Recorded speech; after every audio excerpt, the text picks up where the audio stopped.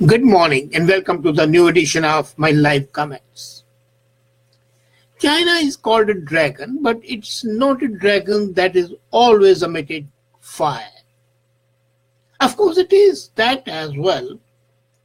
It's powerful display of power during war in India, during the sport with the North Vietnam, can be accepted as fire and fury. But it is more insidious and more capable than is commonly consumed to be. People presume that it is only fighting force, there's a technological force, but it's a business force. But it's a crafty business force. It has followed the old system that flag follows the trade in many places. But it is also the other way around. Here, trade is following the flag. It built up one belt campaign with a view to extend harmony, global trade and other things. And the result was, in fact, nothing but a desire to dominate the public. We know that it had purchased land in Africa, like Botswana, Niger, and many other places, with a view to setting up its colonies. It's a new colonial power with a difference. It buys land, and since it's an owner of land, it can do whatever it wants there. Then, just 2 weeks back, it came up with a new map. And it shows a solid, continuous national boundary with a U shape so that it can claim the whole of South Seas as its own territory. And now, it has come the other way around. It's bribing and buying allies. Don't be shocked. It's happening. And the unfortunate part is that there's not a whimper and a cry about this. China is buying allies. And after having attempted practical financial coup in Sri Lanka, first in Pakistan, Gwadar port, where it bought the politicians and got the things, then One Belt campaign, then it went to Sri Lanka for a port and naval facilities to encircle India, and then it proceeded to Australia, where it tied up with Guantanamo, bought the government, and now it's coming and eyeing Caribbean, the holiday spot, coupled with soft banking facilities. And the latest financial friendship is with the Dominican Republic. Undeniably, the ability of Beijing to buy alliances is having an alarming success rate. And nowhere it's more visible, more blaze, and more dangerous than in Latin America and Caribbeans. It's nothing new to China. It has been the policy of China for a long time. They have very fine-tuned and perfected this policy, which most of the people are not even aware of. And when the governments are aware of, they are blinded by the filthy lucre of money. I had talked about the danger to the Canadian economy because of the Chinese political control of the parties, but here's something very different. Infrastructure and investment are often used as leverages with the poor nations. This is what America has been doing for a long time. But America did not proceed the way China is proceeding. I have talked about Sri Lanka and Guantanamo, And Dominican Republic, the latest insect in the spider's web, is no difference. But in each instance and each example, the targeted nation has something which China wants. More often than not, it's the resources. But sometimes the reason can be political or a military advantage. Understanding why China's long-term strategy is, we have to look much deeper. There are two reasons today that China is buying the loyalties. One is a short-term reason. Finishing of Taiwan. On 1st of May this year, hardly a few days back, a financial advisor to the Dominican Republic, Espinal, announced that the country was changing its policy to Taiwan. As of Tuesday, last Tuesday, the Dominican Republic does not see Taiwan as an independent country, but witnesses it as a province of China.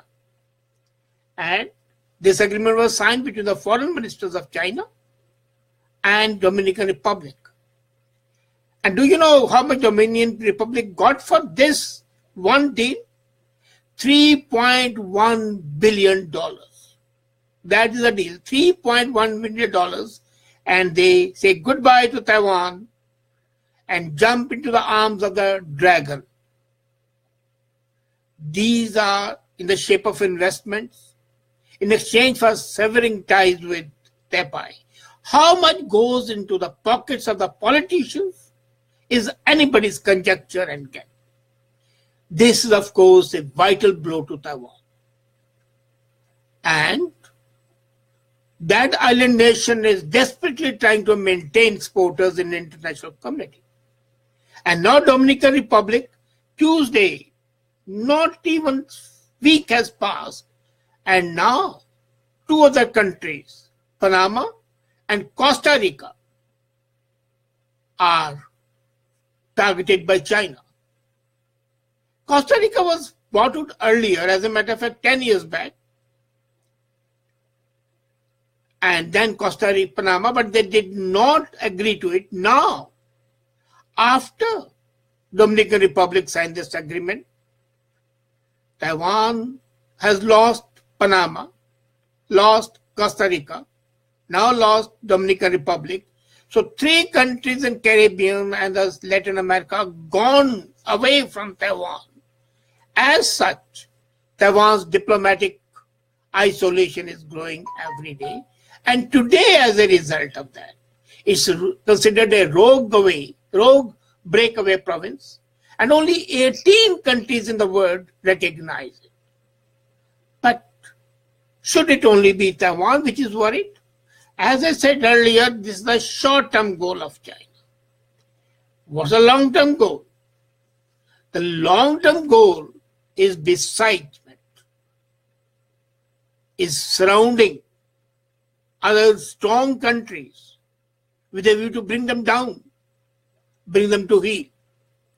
Most waterborne trade, shipping to and fro from USA goes through the Gulf of Mexico, majority of it. This makes a peaceful passage through the Caribbean paramount for USA's economic survival. And if some other nation was to dominate this region, it would indirectly be dominating the whole economy and ultimately the political system of America. This is what is dangerous, and this is what alarms the political pundits everywhere, but nobody has come out openly because to condemn China and to tell the facts is something which is infra-dig in the international community today. As a matter of fact, the Western leaders are bending on the knees to court China and the Chinese emperor, uncrowned emperor, of course, President Xi. Let's recognize the fact that besiegement is not something new. It has been there since the biblical times. Was there during the times of Mahabharata when the concept of the Chakravyuh was conceived. And that Chakravyuh, that impregnable besiegement, is what China is aiming. There is an economic alliance which would be created and broken. And the present economic alliance, where the people and the states and the countries are being brought to control USA, and then Canada, and then through Arctic, the whole of Europe. Now look at the encirclement. On this side, China via Dominican Republic, Costa Rica and Panama is planning to control USA, Canada, and through Arctic to China, Europe. Other side, it goes to South Sea, ties up with the Vantanu government, takes over practically the Vantanu government, much to the horror of Australia and New Zealand, but they're helpless. On the third side, it goes to Gwadar and Sri Lanka and encircles India. It also goes to Africa. So all these 7 continents, I'm saying 7, not the 5, are in fact being surrounded by China in a Chakravyuh, in a besiegement that may not be easy to break. And unfortunately, as I said, the political leaders are absolutely deaf-mute. Now, the 2 great economies, or rather 3 great, China on one side, India and USA on the other, third side is EU. So China is undermining USA and EU on one side, India on the third. But unfortunately, it sees in Trump a major barrier, because Trump is capable of taking any action, and China doesn't want an open war, because an open war means annihilation of all people, and China knows that it doesn't want an open configuration. Yes, it will clash. And this would start as an economic clash when Europe and China invest in each other heavily, right on America's footsteps. Then, USA would be fighting battle on one side with China, on the other side with the European Union, with which it has natural affinity. And America's southern sea lanes being controlled by China through control of these economies of Latin America is dangerous. China knows it, and America should know it. The fact is that China has also moved to control the airports, and it has not met with any resistance either from USA or from any other country.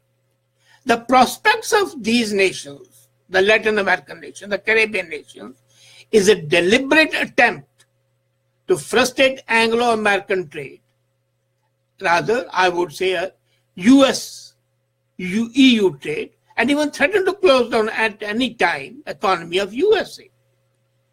Because ultimately in a future time of conflict between EU-America on one side and EU-China on the other, EU-China would be much more stronger than EU-America, and EU would not hesitate sacrificing America. So the whole thing would be a game played in future, but the foundations have been laid low, and right now in the Caribbean basin and Latin America underbelly, China is dumping billions into the region. It's buying sport. Now, the next step it has taken is upgrading Panama Canal, is deepening ports and privatizing airports. And all those privatizing airports are going to Chinese companies. The contracts for deepening Panama Canal and ports has gone to Chinese. And China is also buying the foreign policy. It's leading all the way around. Vantanu, as I talked to, when China made it a complete military base, and with a military base in Vantanu, the whole of New Zealand and Australia and the region around is in its control. And it's basically a very awkward situation for Australia to face. And they know, the senior security officials, that China could eliminate in a full military base. And it appears by the end of the week, China's ambition in Vantanu and the overtures to the small nation will bear fruits. And the same thing would happen, what has happened in Caribbean and is happening in Latin America. And then, there's one thing. This was denied by the China. But I'm reminded of Bismarck. He said, never believe anything until it's officially denied. And now China has officially denied Vantanu, but has not denied Dominican Republic, has not denied Panama, has not denied Costa Rica. And then, let's be very clear. A Bismarckian reading with no formal request. And this denial came without any request. That's amazing. It was just putting on a show. And as a matter of fact, Vantanu's prime minister admitted that they will oppose to build a military base, but will stress close ties with China as a friend and as a global leader. So they're accepting the sovereignty of China. And that is where USA and Europe should open its eyes. Then at the same time, China is indulging in space, sending its own satellites. They can have tracking facilities close to equator. Currently, China has to deploy ships to do it, but now they can do it. Do you know the ground station in South Pacific was Kiribati till 2003? And it was closed. And now China has won both Pacifics in a very simple and significant manner. Earlier, it politically conquered Southeast Asia. And now it's a significant player that must be consulted before any regional decisions are made. Unfortunately, there is no cohesive opposition to these activities of China, and that's a reality.